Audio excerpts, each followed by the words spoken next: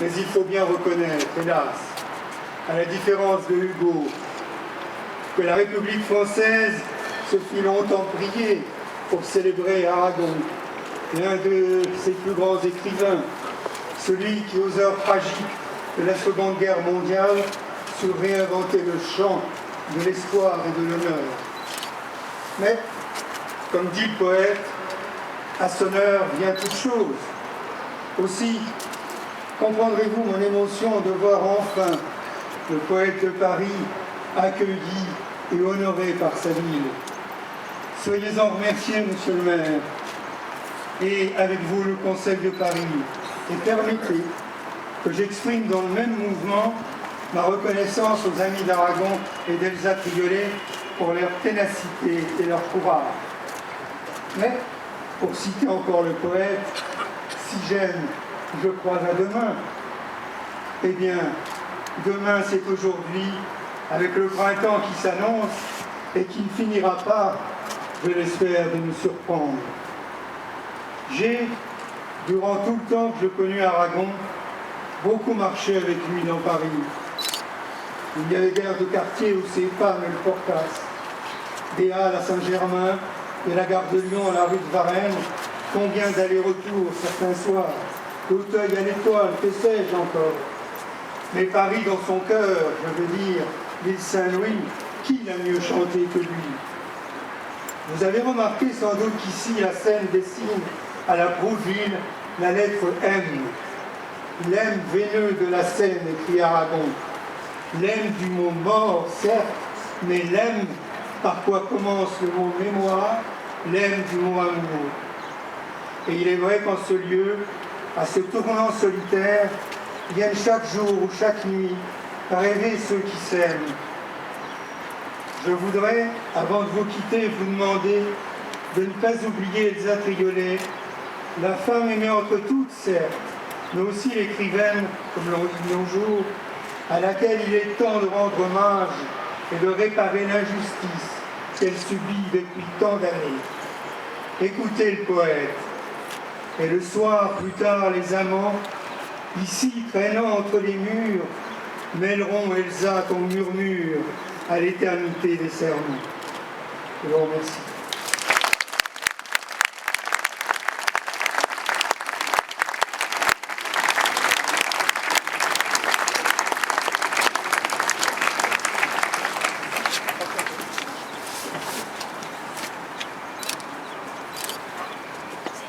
Humblement, passionnément, mais avec tant d'émotion.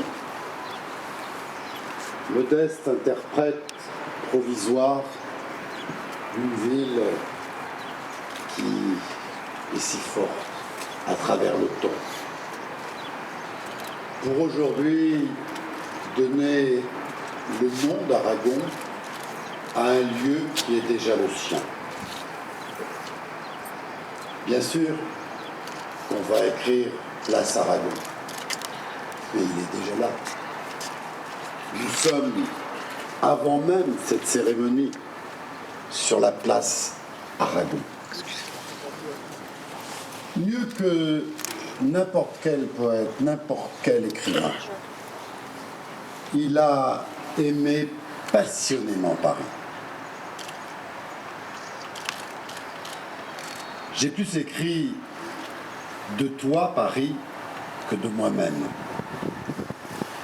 Et plus qu'en mon soleil, en toi, Paris, j'ai cru.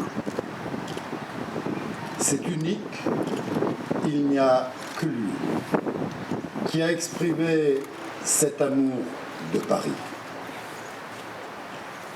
Du paysan de Paris à Aurélien en passant par les beaux quartiers,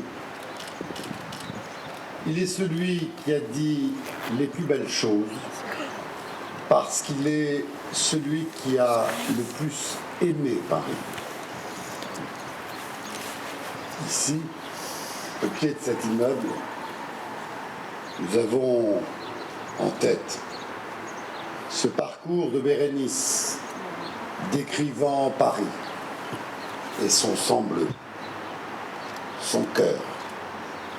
C'est Aragon C'est Aragon qui a aimé tout de cette ville avec une sensualité extraordinaire. Tout ce qu'Aragon a exprimé de Paris est beau. Il a tout porté de l'identité de Paris, de ses révoltes populaires, de toutes ces périodes de colère, de volonté de porter la justice, la liberté. Et il l'a fait mieux que personne, avec tout le raffinement de Paris, toute l'exceptionnelle élégance qui était la sienne et qui est celle de Paris. Je ne connais pas de meilleure synthèse du Paris populaire, du Paris de l'histoire de France, du Paris de la Révolution, de la révolte, et du Paris de la beauté, du Paris de la poésie, du Paris, oui, de ce qu'il y a de plus raffiné, du surréalisme, et de toutes ces polémiques, et de toute son inventivité, et de tout ce que nous devons aujourd'hui au surréalisme. Aragon, l'homme engagé, le militant communiste jusqu'à son dernier souffle et avec toute l'histoire du communisme. Le patriote résistant, le patriote résistant qui a tant aimé cette fraternité des âmes, la rose et le réséda, celui qui croyait au ciel et celui qui n'y croyait pas.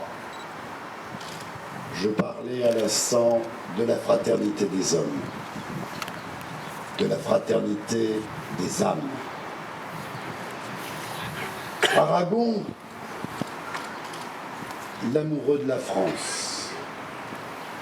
Aragon, évoquant mon peuple, à jamais grand de sa bravoure. Mon peuple est dans ma ville majeure. Encore Paris, encore l'engagement d'Aragon, encore la France, pour tout vous dire. Écoutant récemment Ma France de Jean Ferrat, je voulais que ce soit d'Aragon. Mais non, c'est de Jean Ferrat. Et je me disais, dans le fond, cette belle amitié, cette belle complicité fait que Ma France, qui est sans doute un des plus beaux chants, un des plus beaux poèmes, et ce n'est pas par hasard que j'ai envie de parler de Jean Ferrat, car Aragon, c'est aussi le poète français chanté par tant de troubadours, cher Bernard Lavilliers, et c'est parce que cet homme, Aragon, c'est aussi l'homme de l'amour. Il n'y a pas d'amour heureux. Heureux celui qui meurt d'aimer. Relisez, réécoutez. Heureux celui qui meurt d'aimer. Aragon et l'amour. Aragon et Elsa. Les yeux d'Elsa, et encore Paris. Il ne met Paris que d'Elsa. Mais c'est peut-être cela qui fait que, au nom de Paris, j'exprime quelque chose qui est de l'ordre de la sensibilité. Car quand on est à ce point avec ces contrastes, ces contradictions, avec toute son âme, avec toute cette personnalité exceptionnelle, Louis Aragon.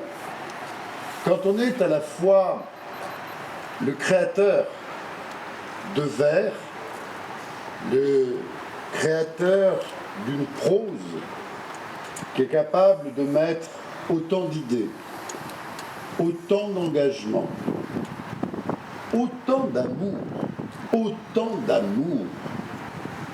et autant de Paris, de France, de conviction, d'engagement, avec toute la complexité d'un homme. Je me dis bien sûr que ce moment est un moment de gratitude et d'admiration. Mais surtout, il y a de la magie dans la capacité d'une personne à un moment de traverser le temps, d'en être l'interprète et d'être immortel. J'ai une certitude absolue ce matin. Dans 100 ans, dans 3 siècles, on dira encore que aimer Aragon, c'est aimer Paris, c'est aimer la France, c'est aimer la liberté, c'est aimer la justice sociale, c'est aimer l'amour. Merci à Aragon de ce qu'il est. Merci à Aragon d'être l'amoureux de l'amour.